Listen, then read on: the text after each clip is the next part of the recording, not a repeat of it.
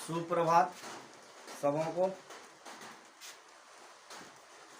आज मैंने बताया था कि 9th का वीडियो बनाऊंगा, तो आज 9th क्लास का मैथ शुरू कर रहे हैं। प्रश्नावली 2.1 जिसमें दूसरा चैप्टर बिहार बोर्ड का दूसरा चैप्टर, बिहार बोर्ड के मैथ का दूसरा चैप्टर है बहुपद। बहुपद के बारे में पहले मैं बता देता हूँ और उसके बाद इसका जो 2-3 सवाल है अपने आप बना लोगे। तो शुरू करते हैं आज का क्लास। कितना ये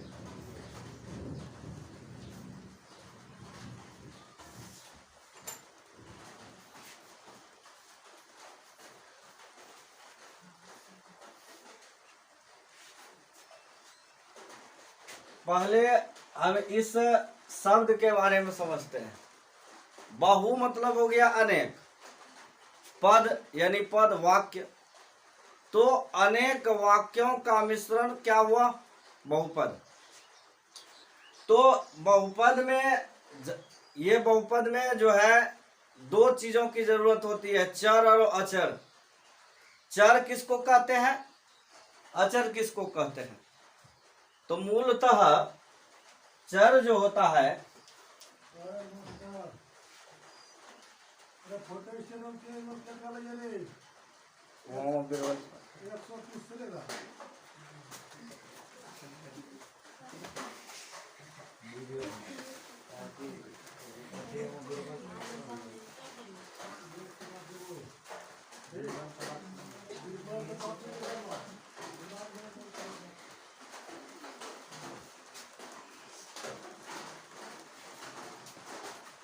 तो चर किसको कहते हैं और अचर किसको कहते हैं?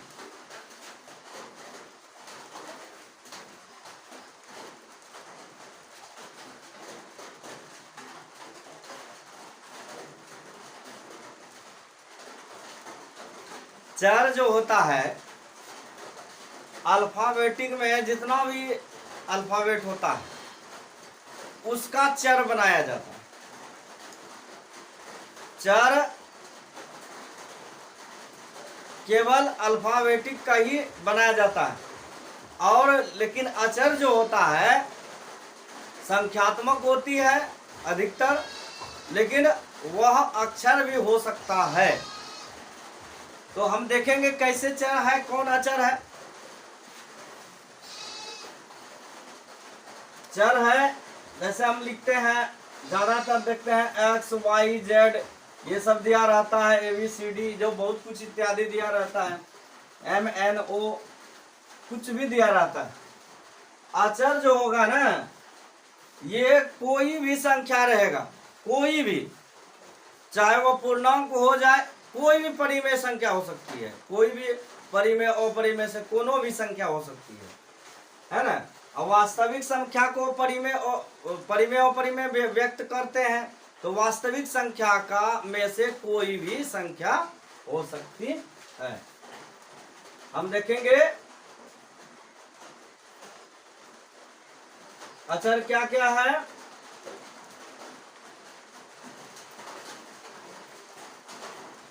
जैसे -1/2, 2, 5, √3, ये नहीं कि यही सब होगा, ये बात नहीं है। ये मैंने एक आधार माना कि ये सब कुछ भी हो सकता है, 1, 2, 3, 4, 5, 100 करोड़ों कुछ भी हो सकता है इत्यादि में से। लेकिन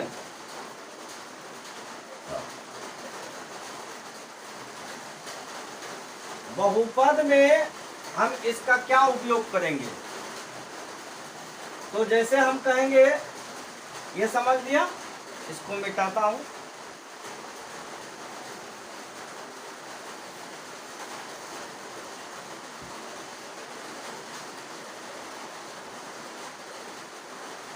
बहुपद में कैसे जानेंगे कि ये बहुपद है या नहीं है।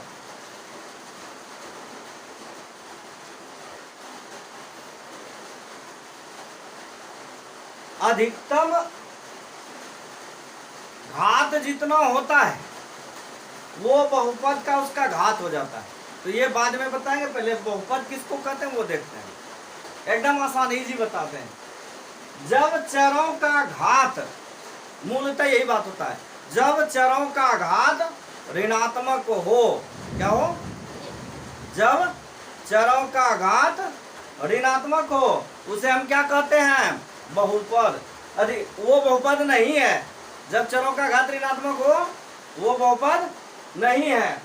जब चर भिन्न के रूप में, हर के रूप में हो, भिन्न में हर के रूप में हो चर, तो वो बहुपद नहीं है। जब चर पर वर्गमूल हो, उसका पूरा पूरा वर्गमूल नहीं निकलता हो, तो भी वह बहुपद नहीं है। क्या क्या मैंने बात बताया? जब चर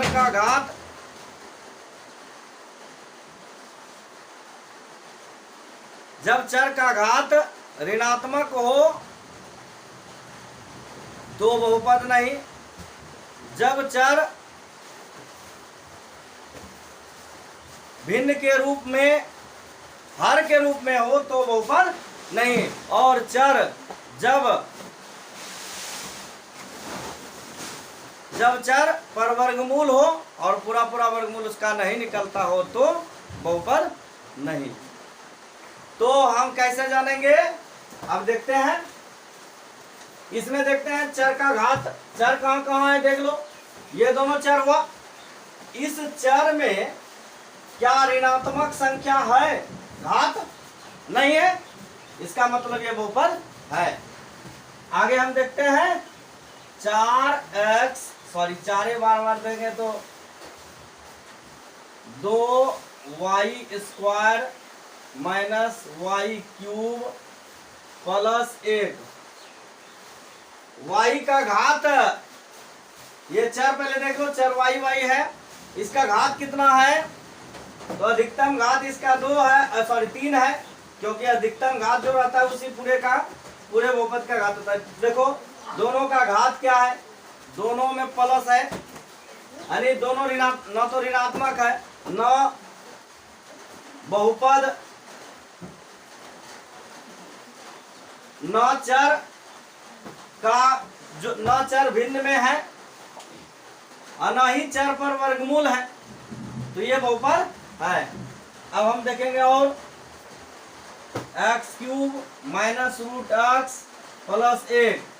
देखो इस चर पर वर्गमूल है, इसलिए यह बहुपद नहीं है, यह बहुपद नहीं है। z पर cube minus y4 minus x minus 2। देखो इसमें चर तीनों हो गया, तो चर क्या है? x पर माइनस 2 है, इसलिए चर का घात ऋणात्मक है, इसलिए यह बहुपद नहीं है। अब जैसे बोलेंगे x प्लस 1/x, देख लो इसमें भिन्न के रूप में है और यह हर के रूप में चर है, इसलिए ये भी बहुपद नहीं है, क्योंकि इसका भी कुछ नहीं, इसको जो सीधा करेंगे यानी इसको हल करने पर देखेंगे इसका घात ऋणात्मक आ जाती है, तो इसलिए ये बहुपद नहीं है, तो ये भी बहुपद नहीं हुआ। अब बहुपद को पहचान पाओगे, बहुपद कौन नहीं है और कौन है? अब एक और बताते हैं थोड़ा सा। x² minus 1/2x minus √3। तो मैंने क्या बताया? चर, हर वक्त चर को देखना है। चर क्या है? इसमें x और x है, और अचर कौन है? √3 है। तो √3 जो है, तो चर को हमको देखना है, केवल अचर को तो नहीं बोले थे कि अचर पर वर्गमूल हो और उसका पूरा पूरा वर्गमूल नहीं निकलता, ऐसा बात तो नहीं बोले। अचर पर कुछ भी रहे उससे कोई लेना देना नहीं है, चर को देखना है कि उस पर घात ऋणात्मक है नहीं, वह भिन्न में है और हर के रूप में है चर नहीं, और वह उस पर वर्गमूल है नहीं है, तो ये भी बहुपद है। अब हम बहुपद पहचान लेंगे तो पहला हिसाब का यही बहुपद को पहचानने के लिए ही है ना। जो नहीं है उसका कारण बताना है, जो है उसमें कारण नहीं, सीधा सच वो बहुपद है लिख देना है, और जो नहीं है उसका कारण है इसे बता देना क्या है। तो इसमें कारण क्या देना है, इसमें कारण देना है ये भिन्न के, इसका चर भिन्न के रूप में वो है और हर चर हर में है, इसलिए बहुपद नहीं है। और अगर यदि ऋणात्मक घात ऋणात्मक होगा तो वहां लिख देना घात ऋणात्मक है, चरों का घात ऋणात्मक है अतः बहुपद नहीं है। ऐसे बहुपद को पहचानना है। ओके, आशा है कि समझ लिया होगा। अब हम देखते हैं इसका दूसरा नंबर। पहला नंबर में यही पहचानने के लिए था, दूसरा नंबर देखो इसका है प्रत्येक में x स्क्वायर का गुणांक ज्ञात करें। प्रत्येक बहुपद में x स्क्वायर का गुणांक ज्ञात करें। तो देखेंगे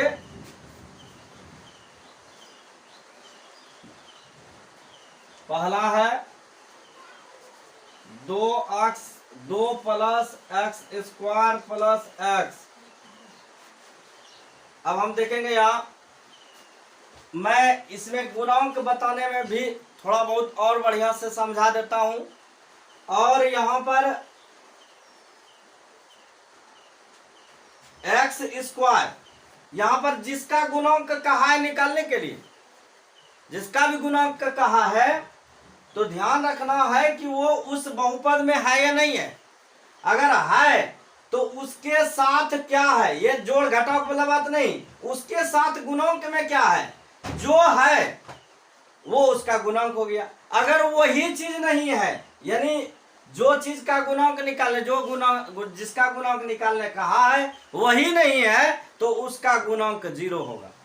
ठीक है, तो यहाँ पर एक दो हिसाब बता देता हूं। एक्स स्क्वायर का गुणांक ध्यान दें, तो एक्स स्क्वायर का जो गुणांक है, एक्स स्क्वायर के साथ क्या है, इसके साथ बाएं साइड कुछ है, कुछ अंक नहीं है, कुछ अंक नहीं है तो 1 है, और ये प्लस है, इसका मतलब वो धनात्मक 1 होगा। हो गया। फिर दूसरा नंबर है इसका दूसरा, इसका दूसरा है तुम्हारा 2 minus x square plus x cube. तो अब देखेंगे एक्स स्क्वायर का गुणांक, ध्यान दो यहां, एक्स स्क्वायर का गुणांक क्या है, एक्स स्क्वायर के साथ क्या है, कुछ नहीं है, माइनस है तो माइनस हो गया, और इसके साथ कुछ नहीं, 1 है, तो एक्स स्क्वायर का गुणांक क्या हो गया, -1। ओके, अब हम आगे देखेंगे, अब बना लोगे। अब इसमें देखो, इसका लास्ट में है तुम्हारा चौथा नंबर में √2x - 1। तो यहां पर देखेंगे इसमें तो एक्स स्क्वायर है ही नहीं, जिसका गुणांक निकालने का है वो है ही नहीं, तो सीधा सा मतलब हो गया एक्स स्क्वायर का गुणांक 0 होगा। समझ में आ गई।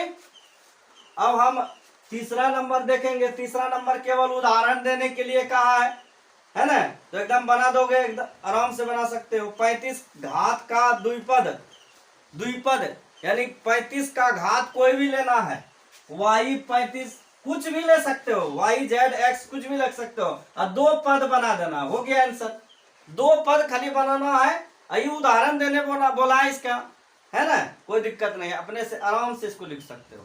ये वाई स्क्वायर, वाई पर भी 100 लिख सकते हो, वहां पर 100 का घात कहा एगो में 35 का घात द्विपद बनाने, एगो अकेले एक पद ही निकालने का है, कोई दिक्कत नहीं। वाई नहीं लिख सकते हो, अपना मन है, माइनस भी दे सकते हो, -z पर भी मतलब घात चरों पर 35 होना चाहिए इसमें, और 2 पद होना चाहिए, कुछ भी पहुंचे नहीं, कुछ भी हो सकता है, 11 कुछ भी दे सकते हो, और ये जो है इस पर घात 100 होना चाहिए, कुछ भी दे सकते हो। यहाँ जेड वाई एक्स कुछ भी दे सकते हो। ओके, ये तो तीसरा नंबर कुछ सवाल का समस्या ही नहीं था इसमें सवाल में। अब हम देखेंगे, इसको नोट करोगे, वीडियो को पॉज करके और नोट कर लेना। नोट इसमें क्या करोगे, अपने से खाली समझा बन जाएगा। चौथा नंबर देखो, निम्नलिखित बहुपदों में से प्रत्येक बहुपद की घात लिखिए। बस एकदम देखो, एकदम सिंपल सवाल है एकदम। इसमें तो ये सब तो पूछने वाला बात भी नहीं था, है ना। देखो चर, देखो इसमें चर कौन कौन हुआ, तो चरों का अधिकतम घात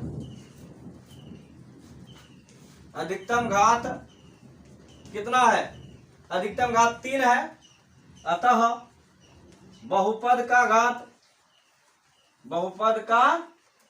घात कितना हो गया, 3। आंसर हो गया। केवल घात लिखना था, आराम से लिख सकते हो। और जिसमें चर है ही नहीं तो उसका घात 0 होगा, याद रखना। जिसमें चर है ही नहीं तो उसका घात 0 होगा। जिसमें चर है और उस पर कोई घात नहीं है तो 1 होगा, है ना। अब हम आगे देखेंगे 5वां नंबर, लास्ट सवाल है अब इसका। बताइए निम्नलिखित बहुपदों में कौन कौन बहुपद रैखिक है, कौन कौन द्विघाती है और कौन कौन त्रिघाती है। तो मैं तो इसको बताऊंगा नहीं, एकदम समझा देता हूं, है ना। समझा देंगे बस सब बन जाएगा। पहला नंबर है इसका, यदि पहले देखो क्या कह रहा है, रैखिक, द्विघाती और त्रिघाती। रैखिक उसको कहते हैं जिसका चर का घात 1 हो, जिसके चरों का घात 1 हो। जिस बहुपद के चरों का घात अधिकतम घात 1 होगा उसे हम कहते हैं रैखिक समीकरण, रैखिक बहुपद, ठीक है। और जिस बहुपद के चरों का अधिकतम घात 2 हो उसे द्विघाती बहुपद। जिस बहुपद के चरों का अधिकतम घात 3 हो उसे त्रिघाती बहुपद। एकदम आराम से बना सकते हो, कोई इसमें गिनने की जरूरत नहीं है। देखो दूसरा इसका देखो, x माइनस एक्स क्यूब, तो इसमें चर खोजो, ये दोनों चर है। तो यहां पर देखेंगे चरों का अधिकतम घात कितना हुआ, 3, है ना। अतः यह त्रिपदी बहुपद, एकदम आसान है, कोई दिक्कत नहीं है। ओके, तो ये जो है सवाल जो है ये दूसरा चैप्टर का था बहुपद का।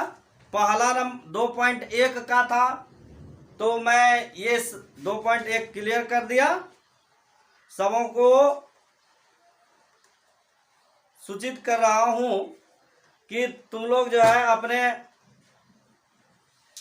सभी स्टूडेंट जो 9th क्लास का है, 10th वाले भी ध्यान दें कि उसमें जो है 9th क्लास वाले को इस क्लास में जोड़ें और उसको जो है उससे लाभ पहुंचाने का काम करें।